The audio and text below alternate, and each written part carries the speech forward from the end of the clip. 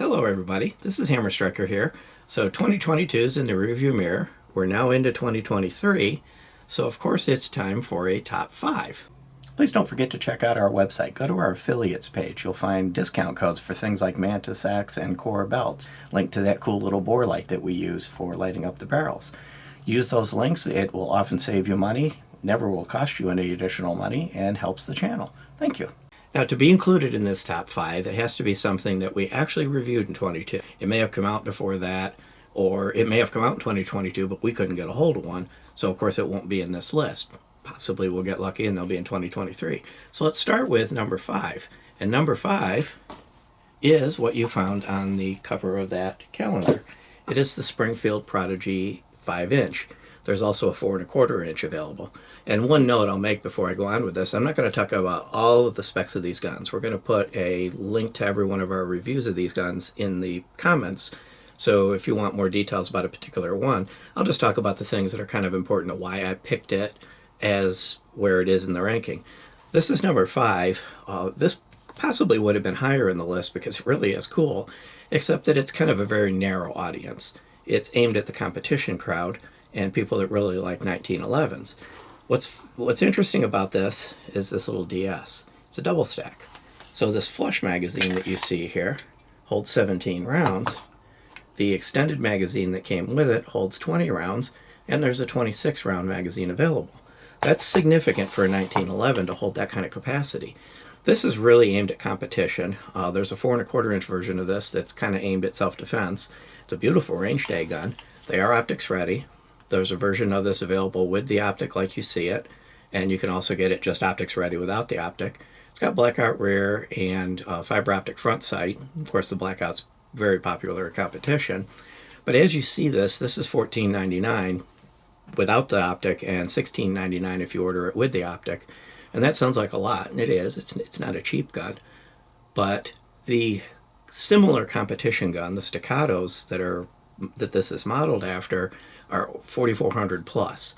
So it's a significantly less expensive gun to get into that competition realm.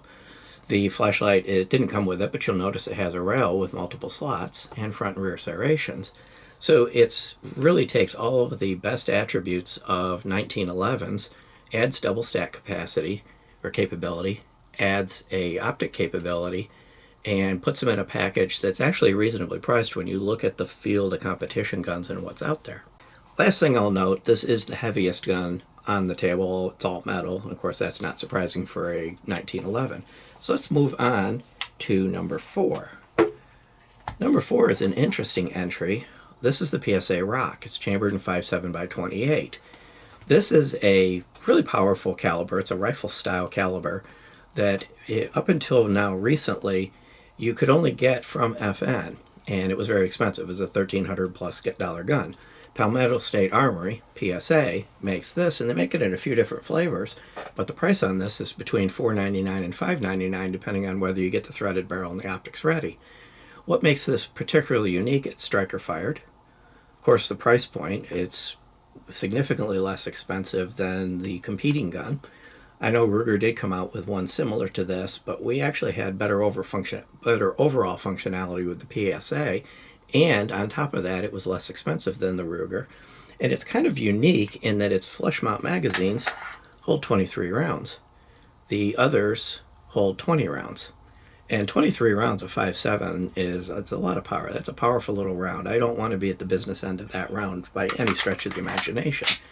When you look at features on it, front rear serrations, rail, it actually comes with nice 3-dot white sights, which you can retain when you put an optic on it. Now, depending on the optic you put on, you can retain co-witness or not. With these low-profile sights, it's going to be difficult to get co-witness. This particular optic has a little line that can be used as a kind of a stand-in for a rear sight if the optic fails. But of course, what optic you put on it, it's entirely up to you. Whether you get the threaded is entirely up to you. But I'm looking at this, and the reason this slots into number 4 and not higher on the list is also it's kind of a narrower market. It's a bigger gun. It's kind of a little bit difficult for certain concealed carry scenarios, and the round's more expensive. But with guns in this price point, more people can buy 5.7, which in the short term, of course, will raise the ammo price.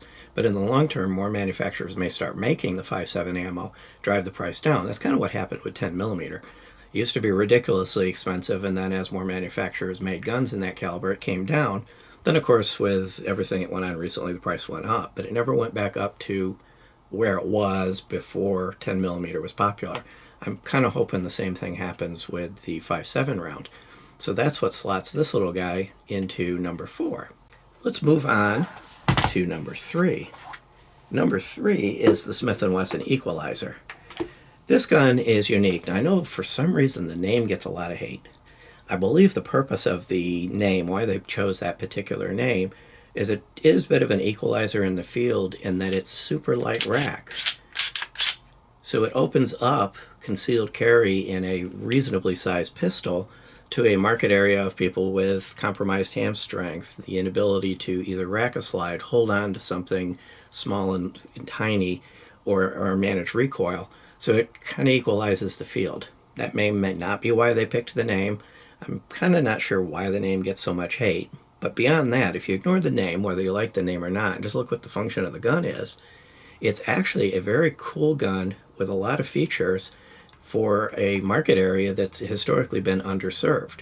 If you had weaker hands, you couldn't manipulate slides, you were kind of relegated to things like the PK380, the Walther PK380, which is actually a good gun and works well for that purpose, but has kind of underwhelming capacity. You look at this with the flush magazine, it's 10 rounds, and it's kind of that single stack and a half. It's single stack at the top and double stack at the bottom. If you put the next highest up magazine in, you move up to 13 rounds, or you move up to a full 15 rounds in a fairly light, fairly thin gun, 22.9 ounces with the flush 10-round empty magazine. It has nice sights, 3-dot white sights. It has front and rear serrations. They're really deep, and it's got little wings, which again, we're targeting somebody that's got limited hand strength. These wings make it really easy to get a hold of it and pull it back. And of course, you do have a rail. Now, you do have a grip safety, and this is another polarizing thing about this. A lot of people absolutely positively hate the grip safety. I have found that even if I get it with the weakest possible grip, it engages correctly and allows me to fire it. It is single action. It's a hammer-fired gun, single action hammer-fired gun, but it's got the internal drop safeties. So unlike a 1911, you don't have to carry it cocked and locked. You've got the combination of the grip safety and the internal safeties. So really the reason this fits into number 3 is that it is a good gun for somebody that needs a little bit of help with the gun. And to top it all off, they didn't compromise the trigger. So minimal take-up, really short, nice, crisp break, but it's a light break. The reset's almost all the way out. That's all the way out. But the overall travel is so short that all the way out really is a nice reset. So a gun like this, with all of the functionality, the capacity, and a nice trigger, is a pretty good package. The MSRP on these is around $5.99, so they're reasonably priced. And there's one interesting note. You might wonder, this looks like a Shield Plus magazine. Are they compatible with Shield Plus magazines? The answer is yes, because these are Shield Plus magazines. And that's a cool thing, especially if you've got somebody in your family wants this because of the ease. If somebody else has got a Shield Plus, you've got magazine interchangeability. So I'm going to set this down and get ready to move on to number 2. Onward, number 2. The P365. You're going to think, well, that's been out for a while. This is the 380 version of it. So the P365 380 by Sig Sauer recently came out, and this is another gun that opens up some possibilities that are not exactly served by the P365 other variants in 9mm. It's really light. It's 15.7 ounces. It's really small. Now, it's not a whole lot smaller than the 9mm variants, but it's lighter without ammo, and it's lighter, of course, fully loaded. This is going to be very nice for a pocket gun, an ankle gun, putting a gun in areas where weight really makes a difference, and you're willing to take a slightly less powerful cartridge to be able to have something there.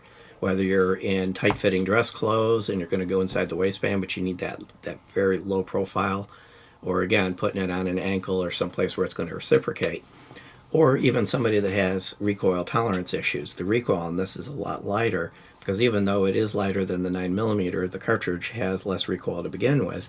So to me, this kind of rounds out the P365. There's going to be most cases you're probably going to opt for the 9mm, but I see a lot of places for this. And with 10 or 12 rounds, so you got 10 in the flush mag,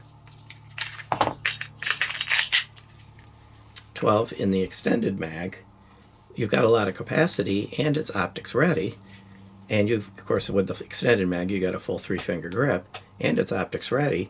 You can get this for $750, so of course it's a SIG, it's a little on the pricier side, without an $600 without an optic, and you can get it from SIG with an optic pre-installed for $750. And this one has the SIG Light night sights, which are fiber optic night sights with a white ring around it to make it really easy to see. And I said fiber optic, I meant to say tritium night sights with a white ring around it to make them very easy to see. So these work good in the day or the night. And that 3 ounces of less weight in the actual gun itself can make a big difference. This does have a rail, but unfortunately it's the SIG rail, so you are limited in your choice of accessories. That's one of the limitations of the SIGs, is they seem to want to stick to this rather than an industry standard rail. But, you know, SIG's going to be SIG, they're going to do what they're going to do, and there's enough market that, you know, SIG can do what they want to do. Let's move on now to number 1, the last one in the lineup. So we started with a Springfield Armory, and we're going to end with a Springfield Armory, the Hellcat Pro. This almost can replace the Glock 19 and guns like it. So you've got 15 rounds of capacity in an optics-ready platform. So all the Hellcat Pros are optics-ready. The MSRP on these is $649. It's got all the features that you've come to like about the regular Hellcat, but it comes with a 15-round magazine. Now, right now, there are no extended magazines for this. I imagine that'll change. There's nothing that will stop them from creating extended magazines. But this is smaller in every dimension, including weight. It weighs 21 ounces than a Glock 19 and other similar competitors.